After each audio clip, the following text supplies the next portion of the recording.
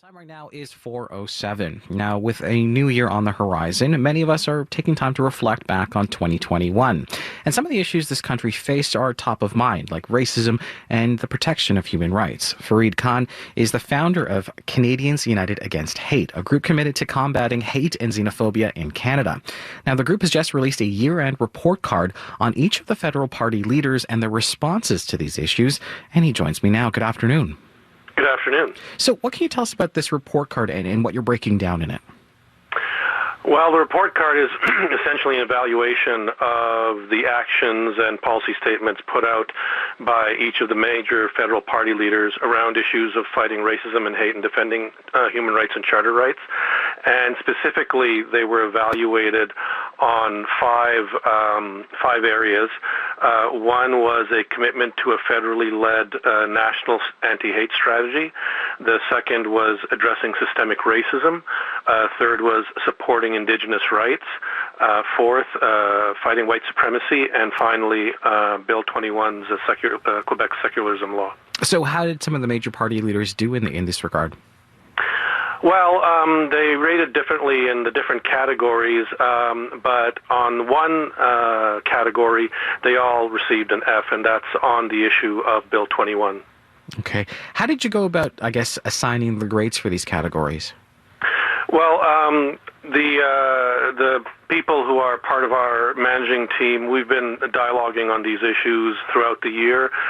We've had some meetings, some discussions, and exchanges of emails. And essentially, I took those discussions and notes from those meetings and summarized them down into what issues were of the highest priority and how the federal leaders address those issues over the course of the past year. So you said, everyone received a failing grade on Bill 21. So what was, I guess, the contributing factors to that grade? Well, we live in a society that's supposed to value human rights. We have a national charter of rights and freedoms in our Constitution. Quebec has its own charter, and those charters are supposed to protect the fundamental rights of all Canadians, regardless of where they live, what jurisdiction they live in. And on Bill 21, all the four major party leaders have basically caved in to what I would call petty tyranny of the Quebec government. This is a law that is founded in anti-religious bigotry. It is a solution looking for a problem that didn't exist. And essentially, in the case of Quebec, it was a policy where the government was catering to the prejudices of a majority of white Francophone voters in that province. And instead of standing up for the rights of the Canadians who have been affected, and these Canadians include Muslims, Jews, and Sikhs, and any one who's considered a racialized minority, instead of standing up to the Quebec government forcefully and saying, no, we're not going to have this in our country, they basically said, no, it's in their jurisdiction.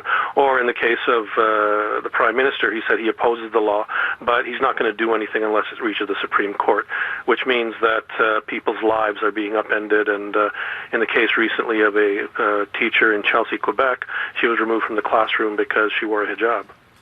So I want to talk about some of the other areas you listed there in the five categories. So addressing systemic racism, that was one of the areas. And racism has been top of mind for many folks over this past year, over the last couple of years, really. And so how did the federal leaders do in that? And I guess, how did the increasing discussion in the area contribute to their grade? Okay. Well, let me start with Mr. Legault. Frankly, you can't have any credibility speaking on issues of addressing systemic racism if you can't acknowledge that systemic racism exists, and particularly in the society where your MPs are from. So in the case of that category, Mr. Legault gets an F. Mr. Singh, he and his party have been consistently on the forefront of it, addressing issues of systemic racism, whether it be in policing, government institutions, or society at large. They've held the balance of power in the House of Commons since 2019, and of course, since the recent election. And one would expect that they would use that as leverage to try and address issues of racism. but they haven't. And so while they get a better grade than Mr. Legault, their grade is a C+, and they have to improve their performance. In the case of Mr. O'Toole, the Conservatives in their policy document for the election made absolutely no mention of systemic racism in their campaign. Racism wasn't mentioned once. And so it calls into question statements that they have made about acknowledging the existence of systemic racism or wanting to see it dismantled. So until and unless they have a clear statement to address this issue, Mr. O'Toole gets an F. And in the case of Mr. Trudeau, all the rising racism and hate that we have seen has happened under his watch since he became Prime Minister. They've tried to corner the market on issues of addressing this. They've mentioned it in their throne speech and in their campaign document, but to date, significant actions on this issue have been minimal or lacking. And of course, they are facing a federal class action suit by public servants on issues of systemic racism within the civil service. So while they have a lot of good intentions, they have not actually performed, and so they get a D on that issue. What would it take, maybe not in all the categories, but let's say pick a category here like, addressing systemic racism. What would it take for them to get an A grade? Well, I think that commit to undertaking a national anti-hate strategy in coordination with the provinces, not too different from the way that the federal government is coordinated with the provinces around the pandemic. And also taking a firm stand on Bill 21 to say that, no, we're not having any of this. We have a Charter of Rights. All Canadians have equal rights, and we're not going to stand and do nothing while, the provincial government in Quebec is actually oppressing and persecuting racialized religious minorities. We're having none of that. So, those would be the two big issues. And of course, then there's the issue of Indigenous rights, that there be a true spirit of reconciliation as opposed to a lot of the talk that we've seen. You're someone who's been very vocal about these issues all year, especially, when it came to the tragedies like the London van attack over the summer. What does this report card mean to you? What message are you hoping to get out there? Well, the message I'm hoping to send is that our leaders need to do a lot better.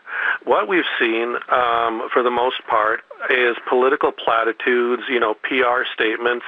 The appearance of someone like Mr. Legault at the memorial for the Afzaal family in London, Ontario in June was such an act of utter hypocrisy when he is supporting essentially a racist law in Quebec that does target, among others, the Muslim community. So for anybody to, whether it's Mr. Legault or any leader, to stand up and say that, I am against racism, I want to defeat racism, I am for human rights and standing up for human rights, but then to not do what it needs to be done, I think that Canadians have to say, no, stop lying to us.